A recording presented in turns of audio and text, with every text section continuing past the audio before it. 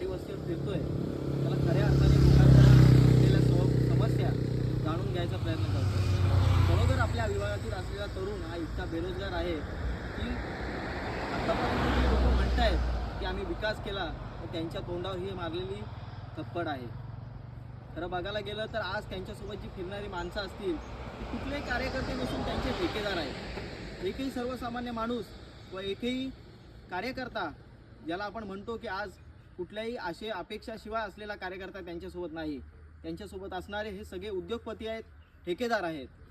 आज खरं तर या गोष्टीचा मनस्वीपणाने आनंद झाला की ज्यावेळेला मला बातमी समजली की एका गावामध्ये तरुणाई पेटून उठली आणि त्या गावातून त्यांना हाकलवण्यात आलं. खरं तर डॉक्टर बाबासाहेब आंबेडकरांनी आपल्याला संविधान दिलं आणि या लोकशाहीमध्ये संविधानाने प्रत्येकाला अधिकार दिले. आपण म्हणता विकास केलात, काय विकास केलात? आज बाबासाहेब आंबेडकरांनी आपल्याला संविधान दिलं. या बाबासाहेब आंबेडकरांचा माझ्या बाबासाहेब आंबेडकरांचा एक पुतळा, एक स्मारक या आपल्या तालुक्यामध्ये नाही. खरं तर हे माझं स्वप्न आहे, मनस्वीपणाचं स्वप्न आहे की या तालुक्यामध्ये बाबासाहेब आंबेडकरांचा एक स्मारक व्हावं आणि तिथे माझे जे विभागातील विद्यार्थी आहेत किंवा जे तरुण आहेत त्यांना MPSC UPSC सारख्या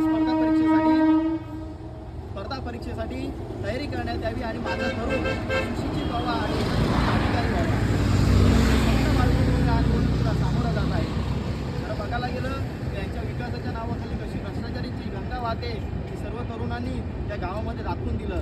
असंच प्रत्येक गावातल्या तरुणांनी उठाव केला पाहिजे आणि यांची जागा दाखवली पाहिजे.